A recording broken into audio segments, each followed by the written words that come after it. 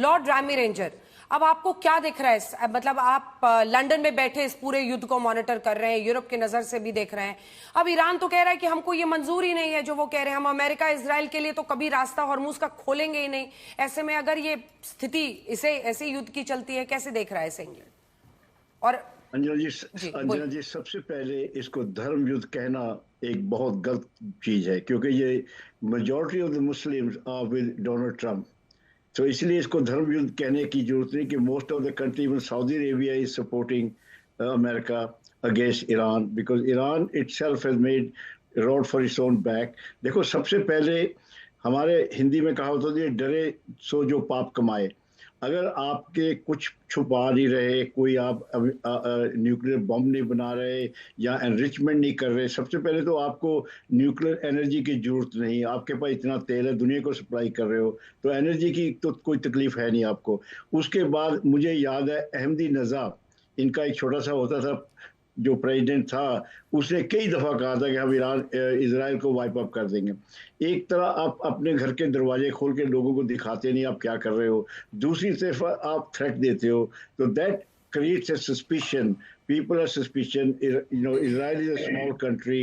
अगर इनके पास इतने उन्होंने बम्बार्डमेंट की है, ammunition they have carried produced is unbelievable कि इतने बड़ी कंट्री सुपर पावर अमेरिका के साथ ये मुकाबला कर रहे हैं। That mean they have been building weapon mass destruction, so therefore. इसका जवाब दीजिए जाफरी साहब, कनेक्ट हुए क्या? बोलिए बोलिए, अब आपकी आवाज आ रही है।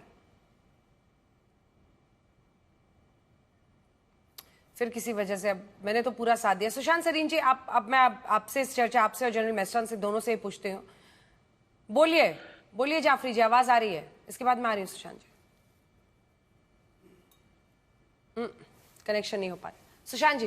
सुशांत जी, आज मतलब किसका पलड़ा भारी दिख रहा है? आपने खुद ही कहा कि देखिए अभी युद्ध, वॉर इज ऑन गोइंग, युद्ध चल रहा है, कोई जीतेगा नहीं, कोई हारेगा नहीं, किसी युद्ध में नहीं होता है। लेकिन हाँ, अगर स्थितियां जिस तरह से आगे बढ़ रही हो, किसका हैवी हैंड इस वक्त दिख रहा है? क्योंकि अब ईरान भी तो बैठकर गिरा रहा है कि भाई आपका ये विमान, ये विमान, ये विमान, ये विमान सारा गिर गया, सारा क्रैश हो गया, तो आपको भी तो बड़ा लॉस हुआ है। अंजना, वो जो विमान गिरे हैं वो हम जैसे लोगों को बड़ा लगता है कि बहुत बड़ा नुकसान हो गया अमेरिका का। अमेरिका के लिए कोई बहुत बड़ी चीज नहीं है। मतलब कि ठीक है, कुछ रेपुटेशनल डैमेज हम जैसे देशों में उनके लिए हो सकता है, कुछ टैक्टिकल फेलियर्स होंगे, कुछ कई बार होता है कि आप ये समझते हैं कि भाई उनके सारे हमने रडार सिस्टम्स और एयर डिफेंस सिस्टम्स खत्म कर दिए, कुछ उन्होंने बचा के रखे हुए हैं, और कुछ लोग बता रहे थे ये कि एक तरीके का एम्बुश हुआ है। तो ये सारी चीजें युद्ध में चलती हैं। उससे ये मान लेना कि अमेरिका को बहुत भारी नुकसान हो गया, अमेरिका घुटनों पे आ गया, ऐसी बात नहीं है। अमेरिका में जो शक्ति है वो अगर चाहे, और जिस तरीके की भाषा खैर डोनाल्ड ट्रंप इस्तेमाल करते हैं वो तो अपनी जगह बात है, लेकिन वो जो धमकी है उनकी, वो उसको पूरा करने की क्षमता रखते हैं। उतना उनके पास तबाही का सामान है अमेरिका के पास कि वो उस तरीके की तबाही ईरान पर बिल्कुल लगा सकते हैं। लेकिन साथ ही साथ ईरान के पास भी कुछ कैपेबिलिटीज हैं, और ईरान ये कह रहा है कि भाई हम, अगर आप हमको मारेंगे तो फिर हम अरबों को मारेंगे और इसराइल को मारेंगे।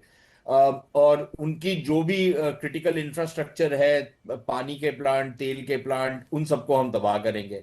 अगर वहां पर बात चली जाती है, जो शायद चली जाए अगर कोई समझौता नहीं होता, लेकिन जो समझौते की अभी बात हो रही है वो भी बड़ा कच्चा पक्का सा है, अधमरा सा है। उसमें कोई बात सोची हुई समझी हुई नहीं है कि अभी आप जरा युद्ध विराम कर दें, फिर उसके बाद बातचीत करेंगे, फिर देखेंगे उसमें से क्या निकल करके आता है। अगर बातचीत में कुछ निकल कर नहीं आया तो फिर युद्ध विराम को हम और आगे बढ़ा देंगे। ये तो जो अंग्रेजी में कहते हैं ना, kicking the can down the road, सही उससे में आप किसी समझौते की तरफ नहीं जा रहे। और अभी इस स्टेज पर कोई समझौता होते हुए नजर भी नहीं आ रहा, क्योंकि अमेरिका ये बिल्कुल। कह रहा है कि भाई स्ट्रेट ऑफ हॉर्मुज खोलें। ईरान कहता है कि यार, अगर ये हमारी तो बहुत बड़ी लेवरेज है इनके ऊपर, अगर हमने इसको खोल दिया तो हमारे बल्ले गया है। फिर ये तो हमारे ऊपर बमबारी करते जा रहे हैं। जो अब्बास साहब ने हमको नहीं बताया वो ये नहीं था कि बमबारी नहीं हो रही ईरान के ऊपर, उसमें नुकसान कितना हो रहा है। जो उनके सारा इंफ्रास्ट्रक्चर है, जो उनका दिखाई जाफरी साहब जोड़ करता, हाँ। उसमें कितना नुकसान हो रहा है, कितनी बुरी तरीके से ईरान को तबाह किया जा रहा है, ये नहीं बता रहे ना। और वो बताएंगे भी नहीं, बताइए, बता प्रोफेसर साहब से कनेक्शन जुड़ गया है। प्रोफेसर साहब बताइए, इंस्टा का हैंडल मत कोट कीजिए, आप बताइए, आपको भी तो कुछ दिख रहा होगा वहां पर, समझ में आ रहा होगा। देखिए, मैं कुंभ में रहता हूं। मैं आपको ये बता दूं, कुंभ में जो है इंफ्रास्ट्रक्चर बिल्कुल परफेक्ट है। ये तेहरान में हमला ज्यादा हुआ है, कुंभ में हमला अतराफ में हुआ है, सिटी में कोई हमला नहीं हुआ है। मैं आपको एक चीज बता दूं आपको कि 2 मई को ईरान में म्युनिसिपल इलेक्शन अनाउंस्ड है। ईरान की general offices, government offices 3 hours every day काम कर रही हैं। ईरान में internal internet is working perfectly fine. इसका मतलब ये नहीं है कि वो हमला नहीं कर रहे हैं, सिविलियंस पे नुकसान नहीं हो रहा है। 1 लाख से ज्यादा सिविलियन हाउसेस ईरान में तबाह हो चुके हैं, तो इसको डिनाई नहीं कर रहे हैं। 600 से ज्यादा स्कूल्स पे हमला हुआ है, 60 से ज्यादा हॉस्पिटल्स पे हमला हुआ है।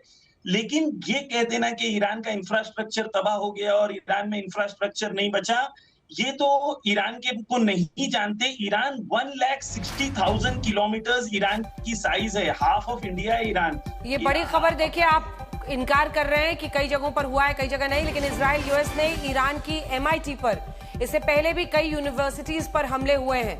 यूनिवर्सिटी पर हमले की खबर बता रहे हैं ईरान के विदेश मंत्री अब्बास अरागची, जिन्होंने एक पोस्ट किया है, उनका पोस्ट है ये। और इस पोस्ट में वो ये लिख रहे हैं कि यूनिवर्सिटी MIT, पोस्ट में पैगंबर मोहम्मद साहब का हवाला दिया है उन्होंने, और जो पूरा पोस्ट है उसमें उन्होंने लिखा है कि Israeli US aggressors have bombed the MIT of Iran, this follows attacks on other universities. वो कह रहे हैं MIT ईरान पर हमला किया, इससे पहले अलग अलग यूनिवर्सिटीज में हमले हुए हैं। और फिर वो प्रॉफिट मोहम्मद साहब को भी रेफर करते हैं, कहते हैं 1400 साल पहले उन्होंने कहा था, प्रॉफिट मोहम्मद ने कहा था कि अगर ज्ञान को आप दूर से, मतलब जो उन्होंने पूरा इसको एक रिलीजियस कॉनोटेशन देने की कोशिश की है, और उन्होंने कहा है कि दूर से भी होगा। मतलब जो उनका पोस्ट है आपके पास है, उसको जरा अगर आप समझा कर बता सके हमारे दर्शकों को। जाफरी साहब, पोस्ट है हाथ में, एक्स चलता है वहां, एक्स चलता है कि नहीं चलता?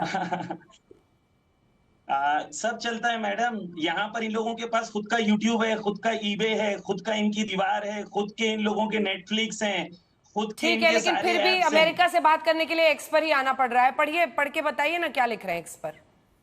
हाँ, मैंने भी देखा नहीं है मैडम, मेरा फोन इस वक्त यूज में, लेकिन मैं आपको ये पढ़ के बताता हूँ। 1400 years ago prophet Muhammad said that everyone if knowledge is situated in the distant। ये कह रहे हैं कि एक हदीस है प्रॉफिट मोहम्मद की कि अगर नॉलेज को हासिल करना है आपको और उसके लिए कहीं दूर भी जाना हो तो आप जा सकते हैं। और नॉलेज जो है वो हर इंसान के लिए वाजिब है। 2 नजरिए नॉलेज को लेके। एक नजरिया है knowledge is the right, but the prophet said is superior than that, knowledge is compulsory for every human being to attain. तो ये कह रहे हैं नॉलेज हर इंसान के लिए वाजिब है। कई यूनिवर्सिटीज पे हमला हुआ है। अंजना जी, इसके साथ ये भी कह दीजिए कि ये वॉर क्राइम है कि ईरान के कई यूनिवर्सिटीज पर, ईरान के यूनिवर्सिटी ऑफ तेहरान पे हमला हुआ है, ईरान की यूनिवर्सिटी शहीद बहिश्ती यूनिवर्सिटी पर हमला हुआ है। This is war crime according to all international laws. इसमें कोई दो राय नहीं है कि अगर किसी अस्पताल, किसी स्कूल, किसी कॉलेज पर हमला होता है तो ये वॉर क्राइम ही है, इससे कोई दो राय नहीं है। लेकिन अगर इजराइल में भी आतंकी हमला होता है, अगर इजराइल में भी हमास का हाथ होता है जिसको ईरान पैसा देता है, अगर इजराइल में भी रिहायशी इलाकों पर ईरान हमले कर रहा है, तो वो भी वॉर क्राइम है। तो दोनों ही तरफ कितने कीचड़ में लोग घुसे हुए हैं वो साफ दिख रहा है। इसको वॉर क्राइम कहने में मुझे कोई दिक्कत नहीं है, ना ही किसी को भी होगी जो सेनली इस खबर को देखेगा। लेकिन जनरल मेस्टर्न, आज कुल मिलाकर जो स्थिति दिख रही है, अगर यूनिवर्सिटीज तक हो रहे हैं, अब ईरान ने भी तो कहा था, खुलकर कहा था कि अगर मेरी बात नहीं मानी तो हम गूगल और उसके दफ्तरों पर हमले करेंगे। वो भी अपनी डेडलाइन दे रहा है, ऑयल रिफाइनरीज पर हमले कर रहा है जनरल मेस्टर्न। बिल्कुल। देखिए, ये जो यूनिवर्सिटीज वगैरह में अटैक है, पहली बात मिलिट्री पॉइंट ऑफ व्यू ये स्ट्रेटेजिक टारगेट नहीं है। मेरे को समझ में नहीं आ रहा है इन पे टारगेटिंग क्यों की जा रही है, लेकिन मेरे को लगता है कि जिस प्रकार वहां पर CIA के और मोसाद के ऑपरेटिव्स हैं, वो शायद खबर दे रहे हैं US सेंट्रल कमांड को कि ये यूनिवर्सिटीज में IRGC के या एम्यूनिशन डंप या कुछ भी हो रहा होगा। क्योंकि देखिए, अभी इसमें हंसने की IRGC क्या को बात है अब्बास जाफरी? इसमें हंसने की क्या उनका बात है? आप भी जब होटल में दुबई में हमला हो रहा था तो ऐसे ही तब आपने ऐसे नहीं किया, तब भी आप ऐसा ही, तब भी आप यही, एक second, he is just speculating the causes as a former army man, please behave respectfully. आप भी यही कह रहे थे कि होटल में दुबई में इसलिए हमले कर रहे हैं क्योंकि आर्मी वाले वहां पर रह रहे हैं। अच्छा, हॉर्मुज को आपने क्यों युद्ध का हथियार ईरान ने बनाया है? किस हक से आप, जहां से लोगों के लिए सामान जाता है, आप एक पूरे स्ट्रेट को युद्ध का हथियार बना रहे हैं?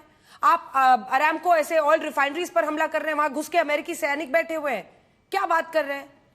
प्लीज स्टॉप दिस, आपको जवाब दूं please stop this, no, let him complete and behave respectfully, stop doing this, please please wait. Anjana, आप मैं ये प्रोफेसर बोलना हैं, चाहूंगा हाँ बोलिए सर। कि किसी भी आर्म फोर्सेस में ये मिलिट्री टारगेट्स को एनालाइज किया जाता है और यूनिवर्सिटीज और स्कूल बिल्कुल टारगेट नहीं किए जाते हैं, उसमें कोई डाउट ही नहीं है, क्योंकि स्ट्रेटेजिक टारगेट्स सिलेक्ट किए जाते हैं।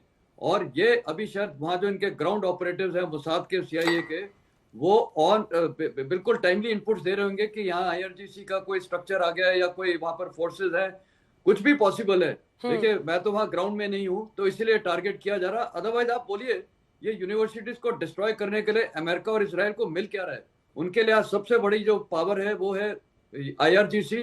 नंबर 2 है इनके लिए जो इनकी ये बॉम्बिंग, ये जो मिसाइल्स हैं और ड्रोन्स हैं, वो एक उनकी टारगेटिंग लिस्ट में होगी, क्योंकि उसको अगर वो टारगेट करते हैं, आज ईरान की जो क्षमता है वो सबसे बड़ी क्षमता दो तीन चीजों में है। एक तो जो उसका अंडरग्राउंड टनल नेटवर्क है, टनल नेटवर्क में इन्होंने ये पूरे ड्रोन्स और ये मिसाइल्स का मोर्चा वो दिखा रखा, और आपने भी दिखाया, वहां पर भी वो एक रिलीजियस प्रेयर हो रही थी, वो सबसे बड़ी उनकी स्ट्रेंथ है। और वो ये ताकत दे रही है कि आज वो ईरान नेगोशिएशन बिल्कुल करने के लिए तैयार नहीं है, और स्ट्रॉन्ग स्टेटमेंट दिया जा रहा है कि हम भी लड़ाई में ये गल्फ को ठोकेंगे अगर इन्होंने हमारी कुछ भी स्ट्रेटेजिक इंफ्रास्ट्रक्चर को ठोका। स्ट्रेटेजिक इंफ्रास्ट्रक्चर में उन्होंने बोला हम ब्रिजेस को उड़ाएंगे और इनके जितने भी पावर प्लांट्स हैं उसको उड़ाएंगे। तो वही ईरान ने भी काउंटर किया कि हम भी वहां पर जाके ये गल्फ कंट्रीज में ये टारगेट करेंगे, और जो अमेरिकन इंटरेस्ट है वहां जितने ये IT कंपनीज हैं उनको टारगेट किया जाएगा। लेकिन स्कूल यूनिवर्सिटीज को अगर किया जा रहा है तो जाहिर है, जिस प्रकार हमास भी कई आपने देखा था कहाँ जाके छिपा था, पॉसिबिलिटी है। देखिए, अभी IRGC को पता है उनको चुन चुन के टारगेट किया जा रहा है, उसमें कोई डाउट नहीं है। इनकी लीडरशिप को आज ही शायद ईरानियन का IRGC का एक टॉप इनका जो लीडर था, वो शायद इंटेलिजेंस लीडर है, उसको इजराइल ने घोषित किया, वो मारा गया है। तो उनको टारगेट किया जा रहा है। यूनिवर्सिटी को टारगेट करने से कोई भी लाभ अमेरिकन और इजरायलीज को नहीं है, वहां पर कोई टारगेट छुपा होगा, ये डिस्पर्स किया होगा, इसीलिए उनको शायद टारगेट किया जा रहा है। अब जाफरी साहब आप रिस्पॉन्ड कीजिए। जिनकी आप बात कर रहे हैं, Majid Khademi, head of intelligence organisation for Iran Islamic, IRGC का वो हेड था इंटेल का, जिसकी आप बात कर रहे थे, जनरल मेस्टर्न माजिद खदेमी को मारा गया है। जी बताएं। शहादत हो गई आज। मैं ये कह रहा हूं कि किसी भी यूनिवर्सिटी स्कूल के हमले को प्रोबेबिलिटीज की बुनियाद पे लेजिटिमाइज करना लोगों के सामने ये मुनासिब नहीं है। आप होटल पर बॉम्बिंग को क्यों लेजिटिमाइज कर रहे थे? वो रिस्पॉन्सिबल बिहेवियर था शक के बिना पर? मैं अब उसको जवाब देता हूं, मैं आपको जवाब देता हूं with reference. 13 this is according to the New York post, not my, Wall Street Journal. वो कह रहे हैं कि 30,000 सोल्जर्स अमेरिकन इस वक्त होटल्स में छुपे हुए हैं। This is not what I am saying, this is what Americans are saying. Okay? आप भी उतना ही इररिस्पॉन्सिबल काम कर रहे हैं जब आप ये फैला रहे हैं कि होटल्स में। अच्छा, मुझे बस सिंपल जवाब दे दीजिए ना। Oil refinery, Aramco oil refinery में कौन से अमेरिकी सिपाही मौजूद थे? भागिएगा मत प्रोफेसर साहब, सिंपल सवाल। आप मुझे, मैं सिंपल जवाब दूंगा, आप सुनिए। मैं आपको एक ऑफिशियल स्टेटमेंट ईरान की तरफ से बता दीजिए कि उन्होंने अरामको पे हमला किया है, उन्होंने डेफिनेटली रिजेक्ट किया है। दूसरा, टकर का, अच्छा, हॉर्मुज पर कब्जा किया है या नहीं किया है? हॉर्मुज पर कब्जा किया है नहीं किया है? हॉर्मुज पर कब्जा किया है या नहीं किया है? No, because I know you will give me, you're just quoting random media outlets. Don't do that, sir. Please. मैं आपसे क्या कह रही हूँ? हॉर्मुज पर हमला किया है नहीं किया है? हॉर्मुज पर कब्जा किया है ना किया है? आप कैसे, आप एक ऐसे स्ट्रेट से जहां दुनिया भर का तेल जाता है, थोड़ा सा दूसरों को भी सुनिए। आपको मैं सबसे ज्यादा टाइम मिल रहा है 6 बजे में, आपको 6 बजे में सबसे ज्यादा टाइम मिल रहा है, लेकिन अपनी आवाज सुनने की इतना शौक मत रखिए, आवाज नीचे कीजिए। नहीं, आप समझ नहीं रहे हैं। सवाल यह है कि हॉर्मुज पर आप कब्जा करें, वो देश जो हॉर्मुज पर कब्जा करके बैठा है वो ये बोलेगा तो फिर उसकी भी बात पर तो शक पैदा होता है ना।